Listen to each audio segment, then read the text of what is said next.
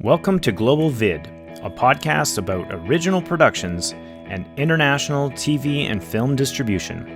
I'm your host, Eric Y. Lapointe, and we're about to learn how people in our industry are expanding their footprint and finding the right partners around the world.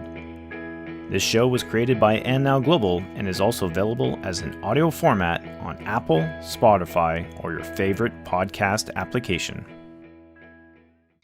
Welcome to Global VID. We are pleased to bring you today's episode as we talk with the founder of Arcana Studios, Sean Patrick O'Reilly, and his international head of sales, Jerina Hajno. Arcana first got its start in 2004 by producing graphic novels and comics, and the company later expanded into producing its own animated films from scratch and building their own studio, essentially. So producers, stick around because Sean O'Reilly dives into how to build up your project's financial structure, especially here in Canada. And to all my listeners, if you ever wanted to know what it takes to create your own production company and turn it into an ambitious, full-fledged studio, this episode is for you. Let's get things started. So welcome both of you. How are you?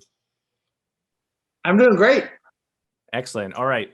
Let's get things started. The first thing I always like to do on this podcast is to take a look at your personal story and how you got into the industry.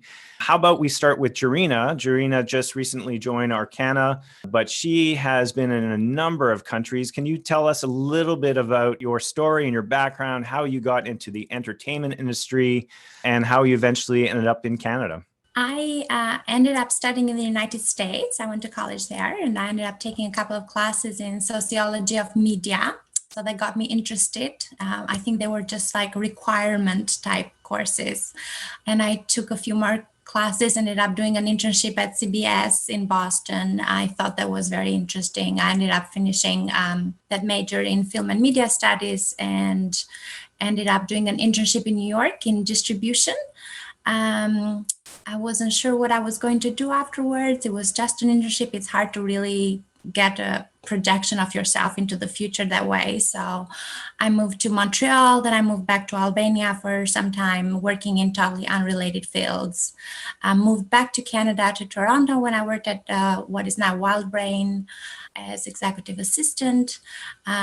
Still wasn't quite sure. I tried a few other things in the meanwhile before getting into sales and doing some freelance distribution of documentaries. And finally, when I saw that Arcana was looking for international sales, I thought of as international sales position. I was very eager to join. Is sales exactly what you kind of drew you into the industry, or were there other aspects of production that interested you? Yeah, so I am interested in how content shapes our values in some way. So that was what got me interested in the industry a long time ago. I thought when I had gained some sales experience that I could apply that to this field.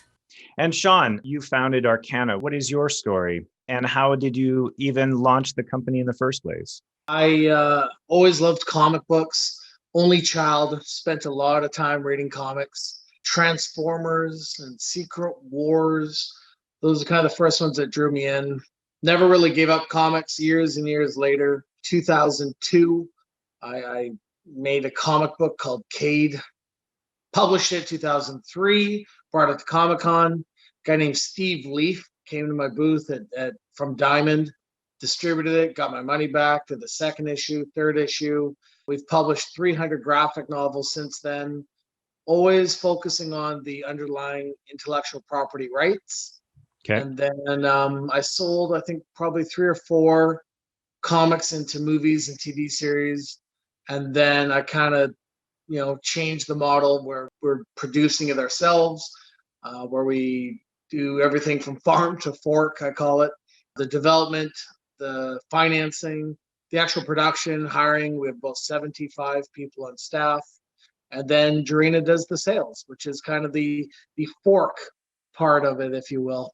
But how did you get started? So back in 2002 or whatever year it was, how did you start to think, okay, I could do a comic book? Did you have a background in that? How did that start? My degrees are in physics and biology. I went to Simon Fraser University for my first degree, UBC for the second one. I did my master's at the University of Oregon. And then I started getting into comics. I just kind of enjoyed it. And it was kind of one foot in front of the other. I mean, most of my career, hobby gone wrong, whatever I'm doing now, is just continual learning, to be honest with you. Always asking questions, always learning, Googling, figuring out what I did wrong, how I could do better. There was no linear, straight path or no guide or no schooling or just one foot in front of the other. Well, that's what I like about both of your stories. But when we last spoke, you mentioned that you were working at BC Hydro back in the beginning of your career, and that the person you were working with was creating their own comic book. And you looked at that and said, "Oh, you can do that?" And then you decided to do it on your own. I was working at BC Hydro. I did it for summers, and during the winter break, there's a guy named James Crockett, who's now an art director in Vancouver. I believe he's on a bunch of different TV series. Super professional, still a good friend. Saw him recently. We were in the back of a BC Hydro truck or whatever doing our meter reading, and he showed me his comic book. And I had this, I don't know, smack in the middle of my face. And it was like, oh my God, I love comic books. I grew up with comic books. It rekindled kind of that, I don't know, nostalgic area in me. And I was like, I want to do my own comic book. And so Cade was born, and it's an idea and a drawing I've always kind of had. And I'm not a great artist, but I drew it and started getting it out. And then I went to Comic-Con that year. So I think that was 2001 or 2002. He showed me his comic. I think it was called Mez. It was in Vancouver comic book stores. And then I went down to San Diego Comic-Con and tried to figure out how to do it, at a scale and a professional level, and go from there. Yeah, that's amazing. And then, like you said, now you've got 75 employees, you've hired Jerina. So yeah, and there's lots of great things going. Let's continue now with the Arcana story. Let me start this way. Sean, how does your vision differ from, back in the day in 2005 when you're starting to do the comic books, and like you said, selling off some of these to other movie producers, and then finally to where you are today? Back then it was like, if you make a comic book, how would it become Spider-Man? The franchise, the movies and everything. And this is even pre-movies, I believe. It was around that time. But yeah, I mean, I just kind of kept going in front. And the original idea was to make a comic book and have Hollywood license the comic book, and that they would take care of all the problems. One little adage I guess I've learned over the years is, if you can't control the process, you cannot control the outcome. And the second I kind of would option something to a producer, it goes off into a distant land where I know nothing about it. And that's about it. And so then I did that for years. And then I changed. And then the idea was I'll become more involved as a producer. And then that changed. At the end of the day, it's, there's obviously a massive creative element in movie making and storytelling, whether the medium changes or not. But the one thing I think is fairly consistent, unfortunately, it is a business, and the money, maybe dictates more than I had anticipated. It is obviously a very money-driven industry, both publishing and filmmaking. Hard to really do things without it. Obviously, you got your Robert Rodriguez's out there who've managed to find a cheaper way of doing it. But even then, he's on record for $10,000, and that was a lot of money for him back then, and a lot of money for a lot of people. Yeah. And it's that hurdle you got to figure out how to overcome. And once you kind of get your first notch, I found you knew what you did wrong. You knew what kind of went well, and what you would do again and what you would definitely not do again. And it's that continual refinement. So you talked about process before. What was taking control of the process like when you first started animating? Did you end up having any animation experience yourself, or did you just basically have to hire a team to do it? And then what was the learnings in those first few movies to create a movie from scratch, basically, which is unbelievable? So the first real production we did was called The Clockwork Girl. We started in 2010, The very first time I started a comic book was 2002. In 2010, during production, I used a lot of the analogous lessons I kind of learned in 2002. Making a comic book and producing animation, they're similar. You start with a screenplay, then you kind of go to sketches. You kind of start to figure out, well, on each page, I'm going to have these panels. You start to kind of get a rough idea from script on to drawing, very similar to storyboards. And then once you kind of get your storyboards, the big difference is the editing and timing and all that. After that, it's, you have different processes from coloring to inking and going from there. So it's kind of reiterations of the continual evolvement. So why don't we jump into the future expansion plans of Arcana? And maybe we can start with the Clockwork Girl, which was, you just announced recently that it's relaunching, and you just mentioned that this was something from before. So can you tell me about the Clockwork Girl and what was recently announced? Yeah, so Clockwork Girl, as I mentioned, started production in 2010. It did get released only in Canada, I think once or twice. 2000, I don't even remember, 13, 12. Did get released, and then this will be a wide release. So it comes out, I believe that they're planning for May. It's Vertical Entertainment, which did my very first movie, Pixies, release. And so I'm coming back home in some regards, and they're releasing it this year, 2021.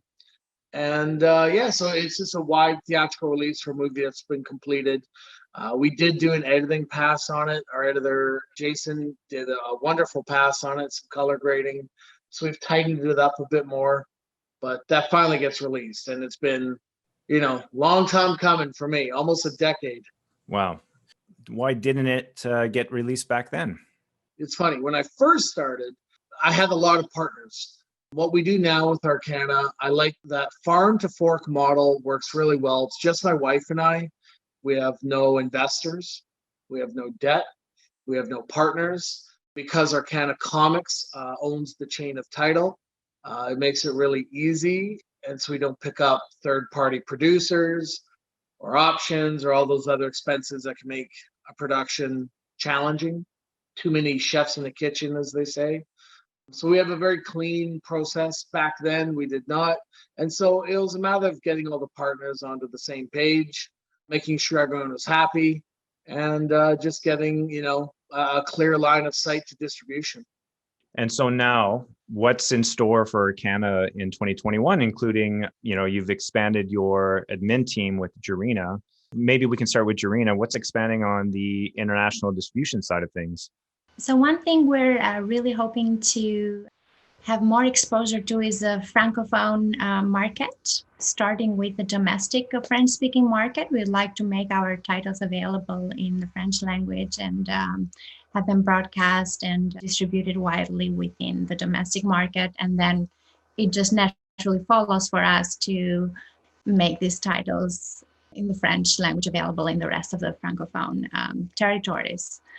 So this is one of the goals. We're hoping, obviously, always to have, to deepen our relationship with the domestic buyers and North American buyers in general. US is always a strong market for us. And also we're looking to expand in, have more of a presence in markets like Germany. We have some other projects going on with that market that we're looking to sort of use as a springboard to creating stronger partnerships with distributors. Okay. Yeah. And you've picked up some titles too recently. For sure, yeah. So we have Back to the Sea. This is an acquisition for us. Raven Tales, the feature and the series. These are both acquisitions for us. So we're looking to add to our catalog and having now a wider selection. I think this would make us very attractive to the distributors and buyers. Yeah. Yeah, absolutely. The bigger the catalog you have, the easier it is to go into group sales and whatnot, or package sales. Yes. So in terms of continued growth, you recently got a whole new, I don't know if you purchased it or you rented it, but you got a whole new office, and sadly 4 months before COVID hit. So tell me about that, guys. We have two main offices. First one is in Burnaby. It was originally on Cinnamon Drive. The real estate market in Vancouver changed a lot for the better. So that little commercial space, when we sold it, we nearly doubled the amount of money. So that was good. We then bought a place on Douglas Road, which is where we are now, near the SkyTrain. So we've had that. We bought it in November 2019. Yeah. And we abandoned the place in March of 2020, along with many other businesses. So we have about 4,000 square feet that mostly remain empty. Brady, our production manager, goes in every day. My assistant Rihanna goes in halftime. I'm in there maybe halftime. Jerina, Lauren, Jason, Toby, a couple people go in there sporadically. But for the most part, it is empty. I don't know, because I don't think we're ever going back 100%. COVID magically went away tomorrow. I don't think half our employees would want to go back. Right. They enjoy the lack of commute, saving money, saving time. More or less, depending on department, we're about as effective. I'd say a little less in terms of quotas. Every quota we aimed for has not been hit, to be honest with you. Other than that, it's been pretty good. Well, I mean, it's difficult. I have not mapped out 4,000 square feet, but how many people can you fit in there? Kind of the way the building goes is downstairs we have our studio, the pit, if you will, and it's just a bunch of desks and computers. Every employee usually has 2 monitors, obviously their little workstation. Sometimes they use a tablet, sometimes they don't. Sometimes it's just a mouse, depending on who it is. And then upstairs we have a full kitchen. My office is up there. We have kind of like a rec lounge area. We've got like a massage chair and like a VR set, fun stuff. Yeah, anyway, we could have definitely held more. We always had, if needed, upstairs could be converted and then get more desks. I guess my point is that, with this new office space available, once we start returning to some kind of normal, either at the end of 2021 or in 2022, if you still have a hybrid and you keep growing your company, there always will be room for growth. I don't know, it's kind of weird. Like, we've been experimenting with different things. We had a couple animators from Argentina log into our network, and it's been okay. To be honest, we pay them per second. So if their quota isn't there, doesn't really affect budget. We negotiate a per second quota with every person, and they log in and go from there. So it's been a different model, but we're making it all work. Okay. And Jerina, how do you like the work from home? And it sounds like you're doing a hybrid. What's your routine like? Yeah, so I am mostly at home and occasionally I drop into the office. It's not very different for me because I mostly contact with people outside of the office, email, phone. Recently, even the markets, and the festivals have been all virtual. So in that sense, because of the pandemic, it didn't feel like it made a big difference to what I was doing before. But I do think, it's good to be able to, double check something if you want to ask a quick question or if you want to just have an exchange of opinion. It's always good to have other people around. So are you guys using an internal system to talk to one another? Yeah, we use Discord. Gamers around the world, I'm sure, know what Discord is. It's really good. We used to use Slack, which is also great. Discord seems to have unlimited media capacity. And with us being in a media-rich environment, we found we were always maxing out Slack a little bit. But yeah, so we use Discord. We use Google Hangouts just to chat with we call it the Arcana admin. So about, I think there's 6 of us out of the 75 that are, admin, and then, non-production, I guess. And so we use Google Hangouts, Discord, every single person uses. We had our Christmas party last year on Discord, and we did a whole bunch of online games like Scribble.com and stuff. It was really fun, I have to say. And then we also had at the studio, I bought people cookies, a pop toy, and a whole bunch of booze, so they could show up, grab one of each of the things, go home, and then on the Friday we ate our cookies, had our drinks, and played games. So it was a different, 2020 is what it was, but there you go. Well, congrats on the new office. I'm sorry that it happened 4 months before the pandemic, but it does sound like at least you've got it And once we get back to normals, you'll have that space available. And who knows, you may change your mind and create a permanent hybrid model, but that's, I guess, maybe another year away. So let's talk more about your expansion plans as well, beyond just distribution as well. But you bought a ranch in Mission, BC, if I'm not mistaken. That's exactly right. With the idea of turning that into a studio. So what's the future plans with that ranch? Yeah, so we are doing a true farm to fork model there as well, but with live action. It's in an area called the Fraser Valley Regional District. Yeah, we get additional tax incentives for filming out there. And everything, is meant to be in control. So on the Arcana Ranch, it will be kind of like a Skywalker Ranch. It will have a soundstage, ADR, editing suite, hair, makeup, wardrobe, everything you need kind of under one roof to make a film. The plans right now are 40,000 square feet of office space. We're in the middle of zoning. We've been working with a company called Applin Martin. We hope to have our zoning this year and be shovel ready sometime in the summer. So tell me about this zoning side of things. That sounds extremely complicated. And because you've always been the kind of person that had a DIY attitude and would jump right into it, what roadblocks have you seen from buying this ranch that you're going, oh, I wish I had known that before? I think it's taken a lot longer than anticipated. We were not told, but we had we have some amazing people, and we were kind of thinking 3 to 6 months for zoning. It looks like it'll take a year or more. COVID has not helped. There are 3 readings, they call them. The first 2 are internal readings. The third is a public reading. And it makes sure your neighbors are happy with the rezoning. Because of COVID, public readings don't look anything like they ever have historically. So they are doing Zoom as well, where people can go online, voice any concerns or opinions, questions are asked. So the process has definitely slowed down, not only for us, but for FVRD, and I'm sure other municipalities and communities are wanting to do this. That's probably been the biggest one. Outside of that, I've never built a house. I'm not a land developer. Lots of questions and process and all that, but kind of like, even the movies and the comics, it's continually adding to the thought process. I talk to an architect, I talk to an engineer, I talk to a friend, someone gets recommended. A lot of this is preparation and even knowing what questions to ask. Yeah. Sometimes it sounds weird, but you have to know what you don't know. And if you don't know something, you got to kind of go, whoa, I have no prior knowledge or experience in that. How do I start gaining at least enough to start making decisions? Right.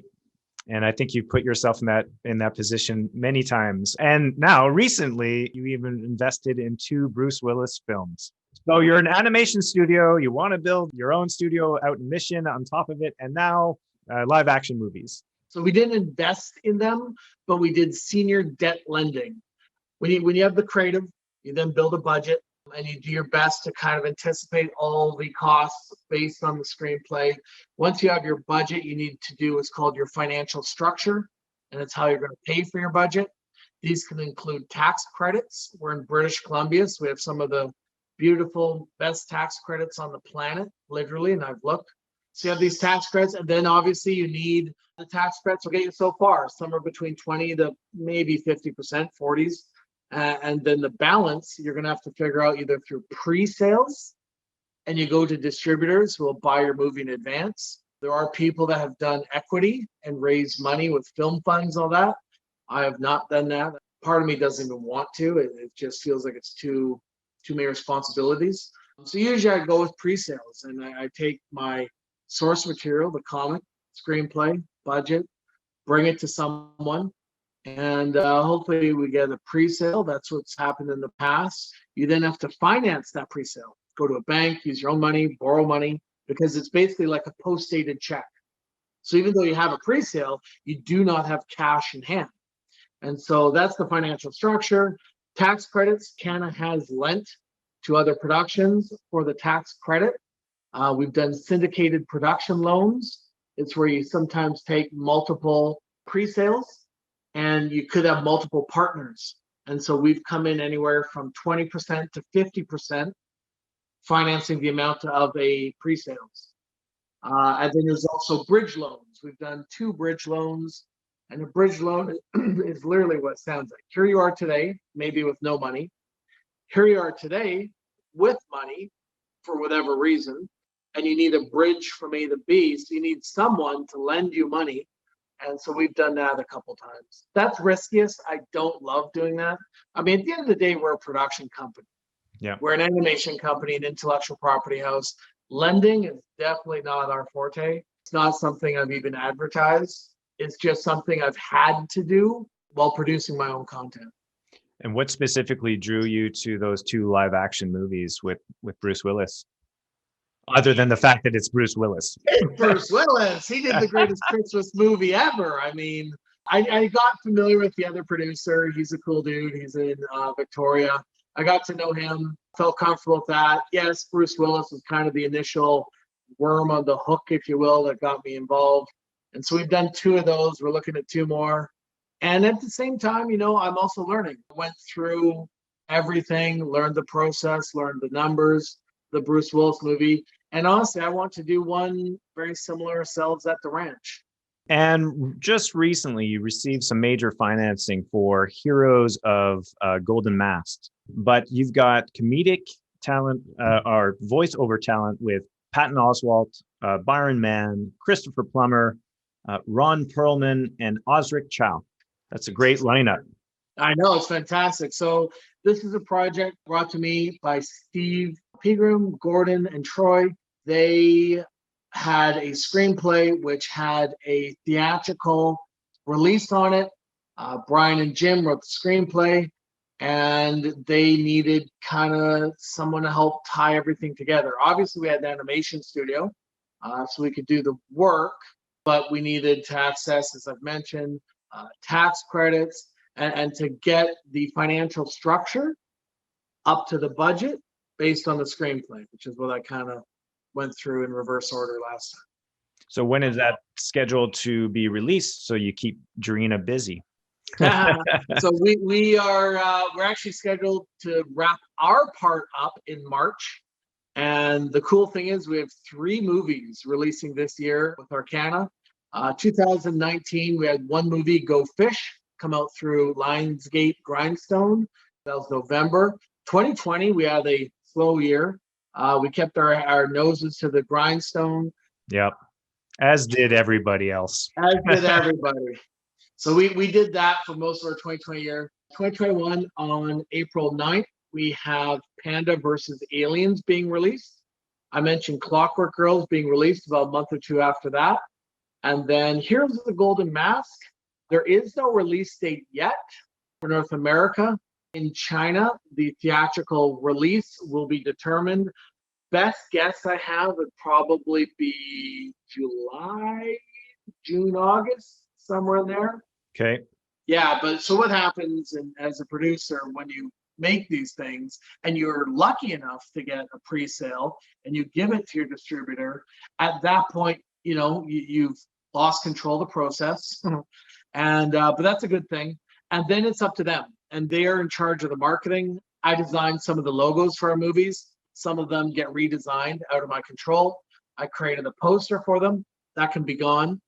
The trailer, so all marketing materials usually comes from the distributor.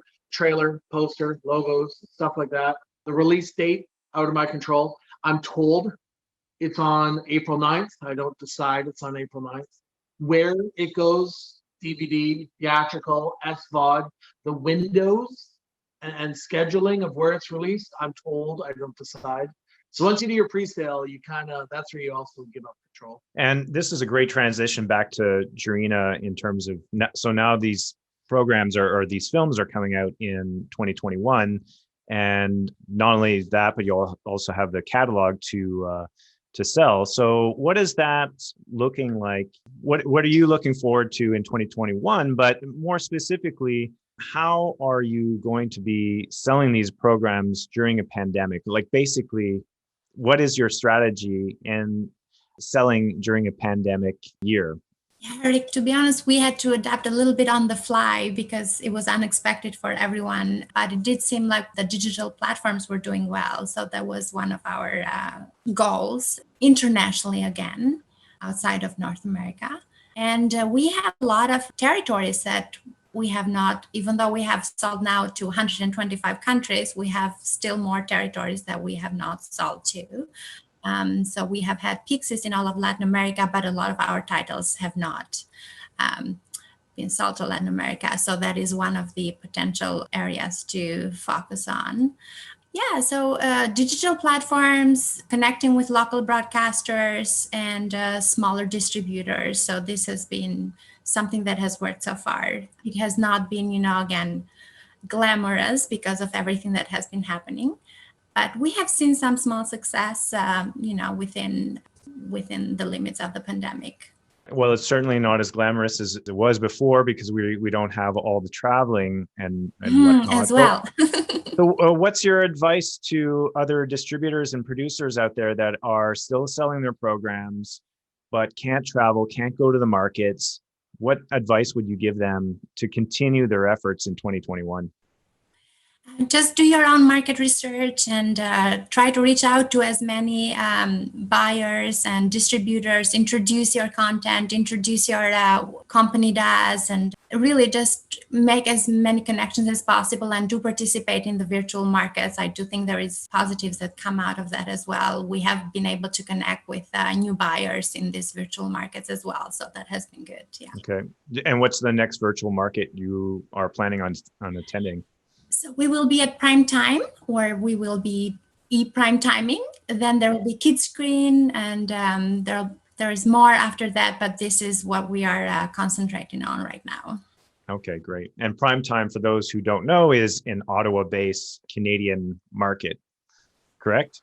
Yes. In fact, I've never attended.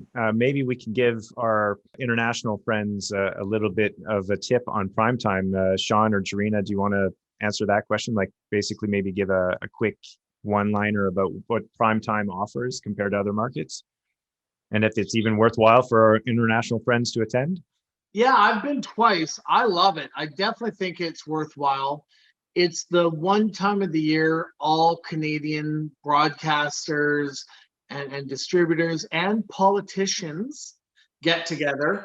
And it has a lot to do with the CRTC. So, our Canadian Radio Television Committee.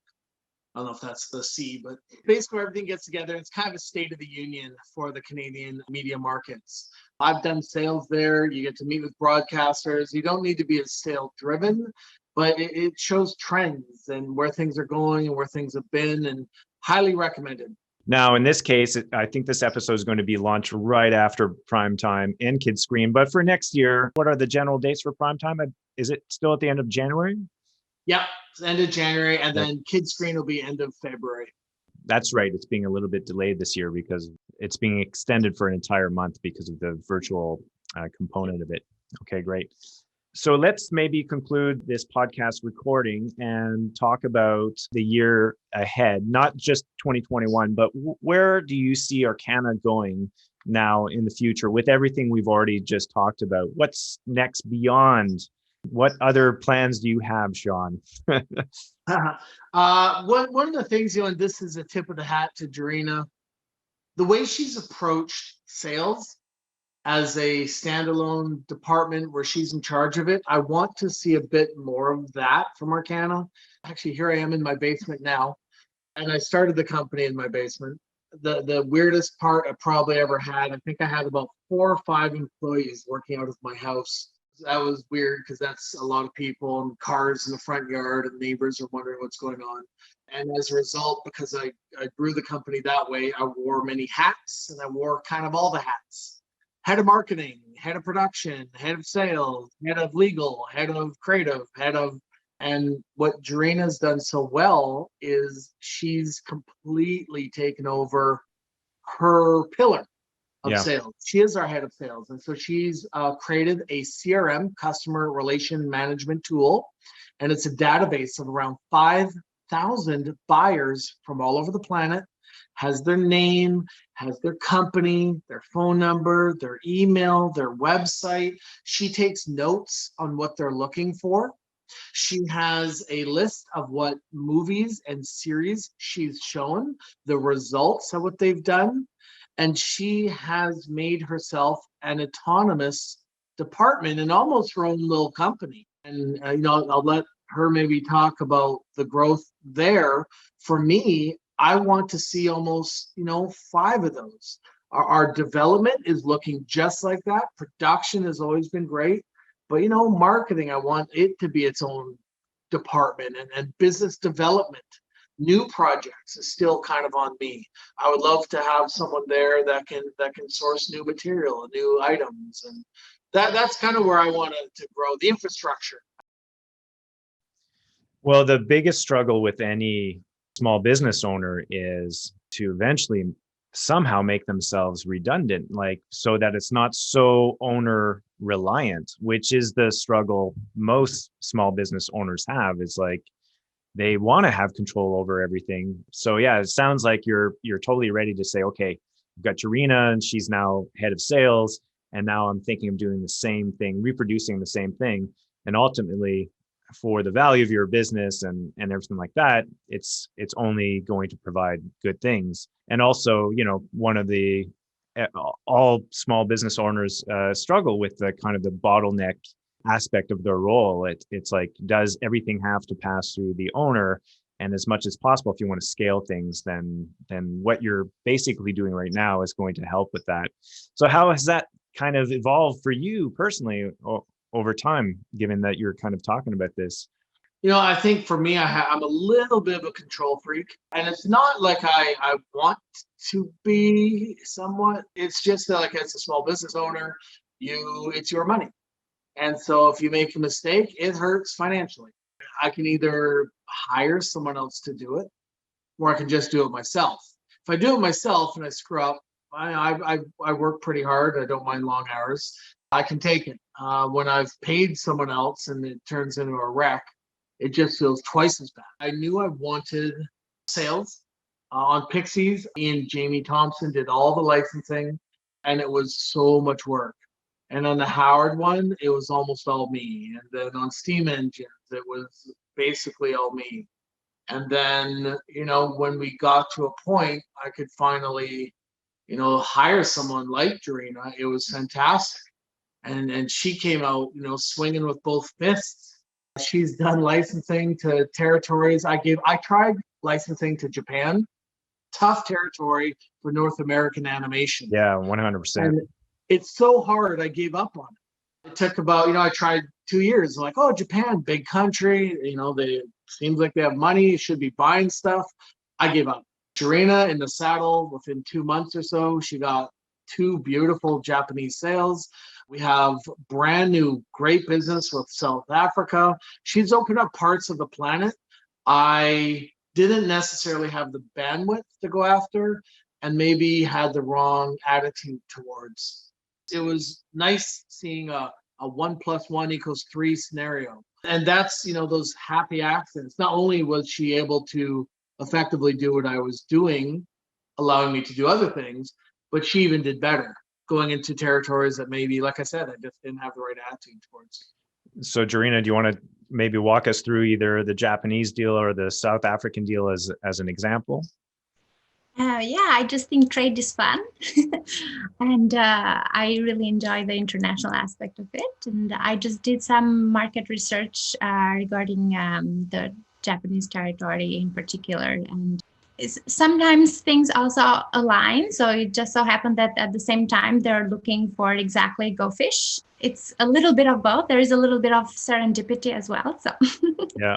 Well, congratulations on that, because I have heard that, as Sean mentions, Japan is very tough. They have their own anime style, which doesn't always match with the North American culture on the flip side either. But it is difficult for animation studios to get into that country. So yeah, congratulations on that move. So I wish both of you guys a great deal of success in 2021. And I hope that people will still come back little bit by little bit to the office, so that you can continue to build that culture. So thank you very much for being with me today. Thank you. So much. All right, take care. Bye. Stay safe. Thank you. And thank you for listening to today's episode of Global VID Podcast with my guests Sean Patrick O'Reilly and Jerina Hajno of Arcana Studios. And thanks to Nightwood for the theme song. Stay safe out there and see you next time.